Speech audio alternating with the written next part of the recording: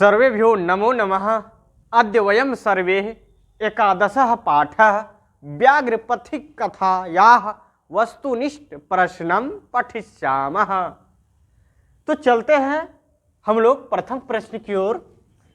प्रथम प्रश्न कहता है व्याघ्रपथिक कथा के रचनाकार कौन है? व्याघ्रपथिक कथा के रचनाकार कौन है? नारायण पंडित। कौन है? नारायण पंडित जो है वो व्याघ्रपथिक कथा के रचनाकार हैं। हम लोग जानते हैं ये जो व्याघ्रपथिक कथा है नारायण पंडित द्वारा रचित हितोपदेश नामक नीति कथा ग्रंथ के मित्र लाभ नामक खंड से संकलित है। आप लोग पढ़ेंगे बुक में, यह जो व्याघ्रपथिक कथा है नारायण पंडित द्वारा रचित हितोपदेश नामक नीति कथा ग्रंथ के मित्र लाभ नामक खंड से संकलित है। तो ये प्रश्न आप लोगों को स्पष्ट हो गया होगा कि व्याघ्रपथिक कथा के रचनाकार कौन है? नारायण पंडित। अब अगला है कि हितोपदेश किनकी रचना है? हम लोग जानते हैं कि जो व्याघ्रपथिक कथा है कहां से संकलित है? हितोपदेश से।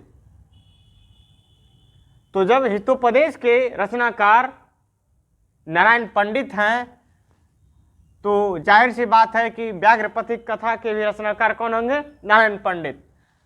तो यहाँ आप लोगों का स्पष्ट हो गया होगा कि हितोपदेश किनकी रचना है? नारायण पंडित की।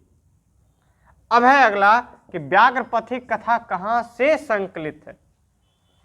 कहाँ से संकलित है? तो मित्रलाभ नामक खंड से संकलित है।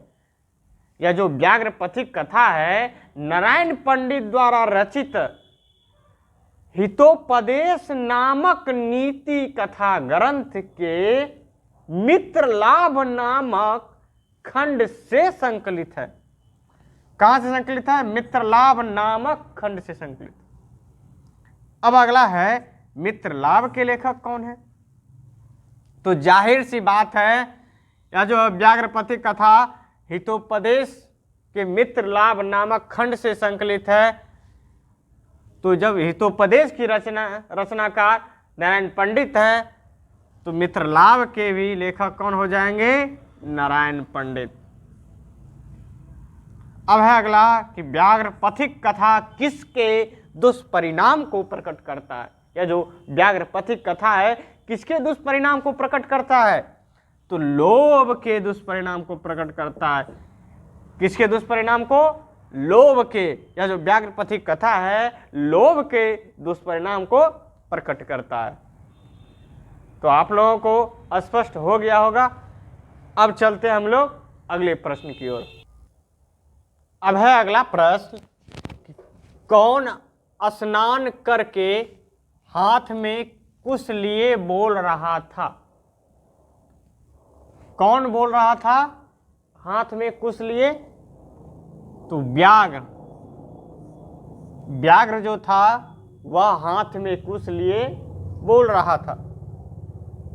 अब है अगला कि कौन लोभ से आकृष्ट होकर बोला भाग्य से ही ऐसा संभव है? जो व्याघ्र था, बाघ था, वह हाथ में कुछ लिए बोल रहा था। क्या बोल रहा था? कि ये सोने का कंगन ले लो, ये सोने का कंगन ले लो। तो इस पर पथिक ने बोला कि भाग्य से ही ऐसा संभव है। क्या हो जाएगा? पथिक। तो पथिक जो है लोभ से आकृष्ट होकर बोला कि भाग्य से ही ऐसा संभव है। अब अगला है अनिष्टादिष्ट लाभे अपि ना गतिर्जायते शुभः यत्रास्ते विष संसर्गो अमृतम तदपि मृत्यवे। यह जो श्लोक है किस पाठ से संकलित? देखिए आप लोगों को श्लोक भी पूछा जा सकता है, बीच बीच से किसी भी पाठ से श्लोक दे दिया जाएगा तो पूछेगा कि यह जो श्लोक है किस पाठ से संकलित है। तो यह जो है अनिष्टादिष्ट लाभे अपि न गतिर्जायते शुभः यत्रास्ते विष संसर्गो अमृतम तदपि मृत्युवे। यह जो श्लोक है व्याघ्रपथिक कथा से संकलित है। कहाँ से है? व्याघ्रपथिक कथा। अब अगला है किसने कहा कुत्र तव कंगनम? कुत्र तव कंगनम, तुम्हारा कंगन कहाँ है। किसने कहा था? तो पथिक ने कहा कि तुम्हारा कंगन कहाँ है। स्पष्ट है? अब चलते हैं हम लोग अगले प्रश्न की ओर। अब है अगला प्रश्न कि कथम मारात्मके त्वयि विश्वासः, तुम जैसे हिंसक पशु पर कैसे विश्वास किया जाए। यह कौन बोलता है? यह वाक्य कौन बोलता है कि कथम मारात्मके त्वयि विश्वासः, तुम जैसे हिंसक पशु पर कैसे विश्वास किया जाए। कौन बोलता है? पथिक बोलता है कथम मारात्मके त्वयि विश्वासः, तुम जैसे हिंसक पशु पर कैसे विश्वास किया जाए।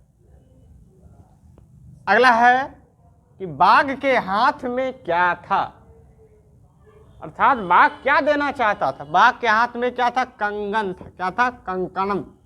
बाघ के हाथ में कंगन था, सोने का कंगन। अगला है कि दुराचारी कौन था। कौन था दुराचारी? बाघ, व्याघ्र जो था दुराचारी था। अब है अगला कि बूढ़ा बाघ क्या देना चाहता था। क्या देना चाहता था? स्वर्ण कंकणम, या जो सोने का कंगन है बूढ़ा बाघ देना चाहता था। अब अगला है कौन वंशहीन था। कौन वंशहीन था? तो व्याघ्र जो था वंशहीन था। अब चलते हैं हम लोग अगले प्रश्न की ओर।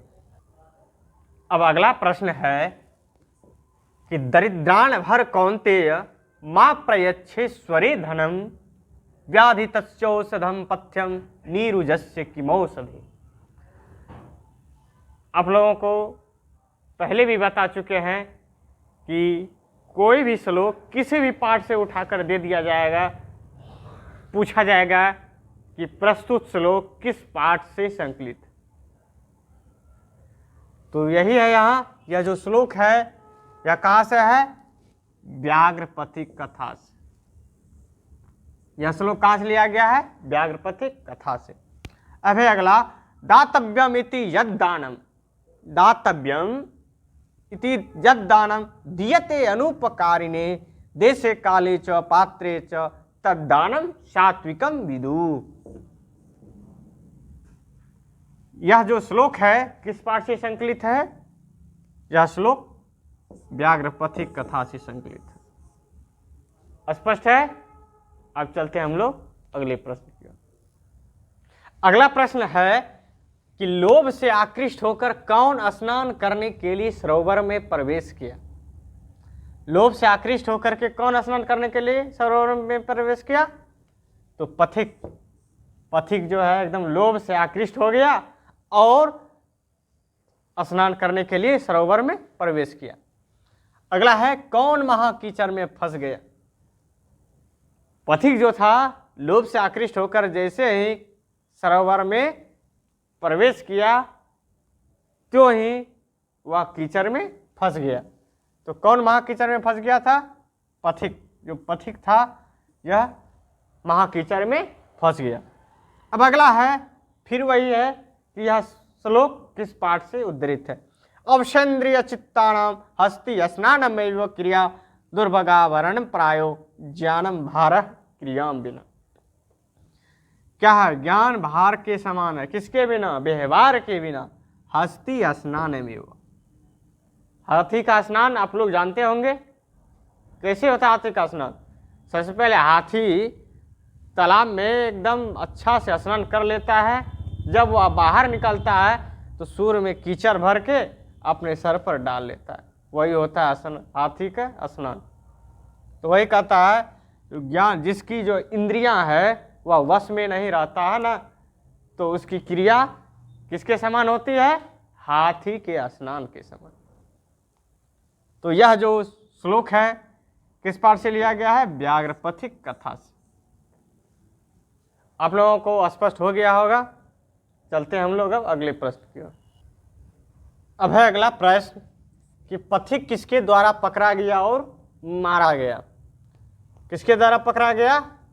तो बूढ़े बाघ, ये जो वृद्ध व्याघ्र है, इसके द्वारा पकड़ा गया और मारा गया।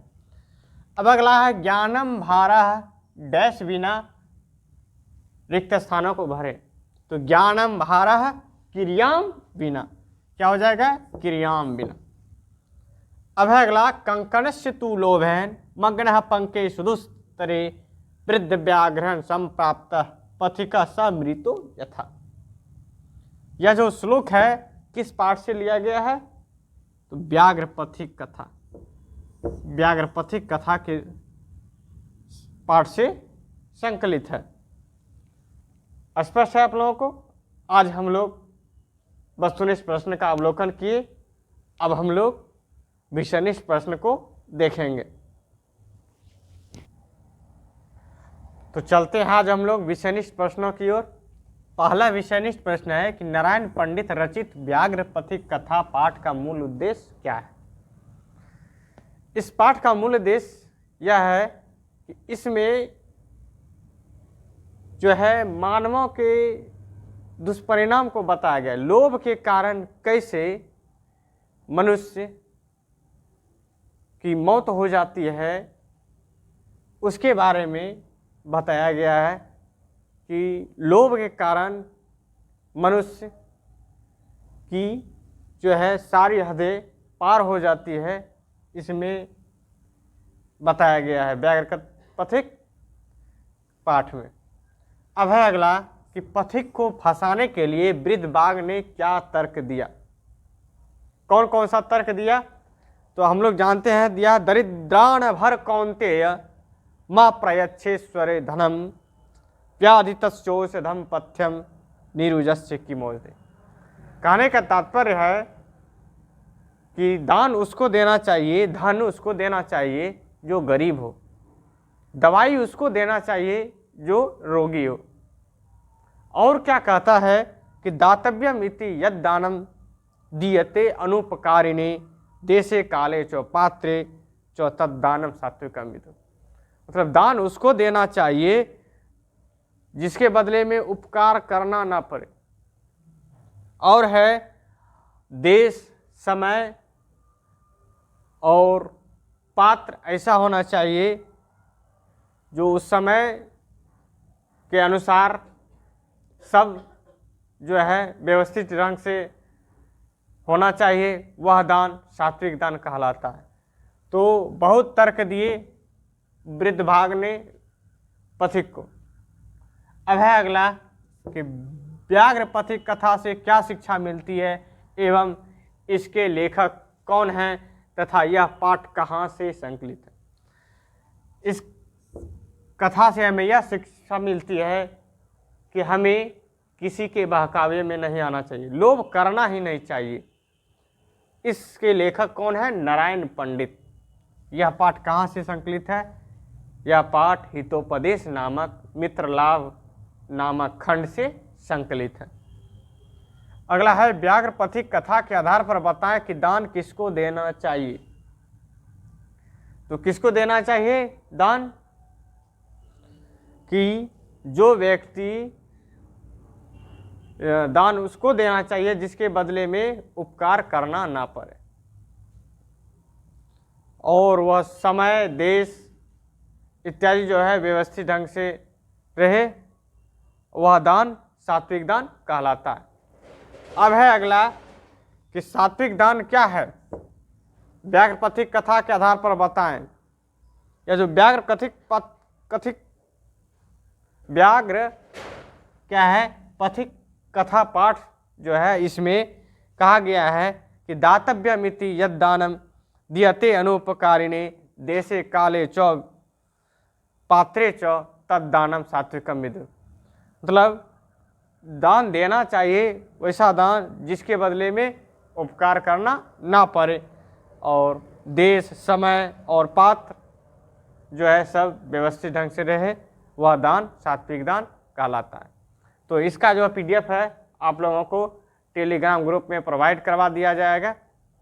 तो आज हम लोग विषयनिष्ठ प्रश्न का भी अवलोकन किए। धन्यवाद।